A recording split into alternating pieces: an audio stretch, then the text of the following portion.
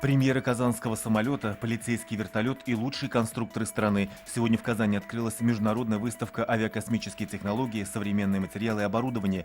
На экспозиции открылся съезд авиапроизводителей России. В нем принял участие Алексей Писушин.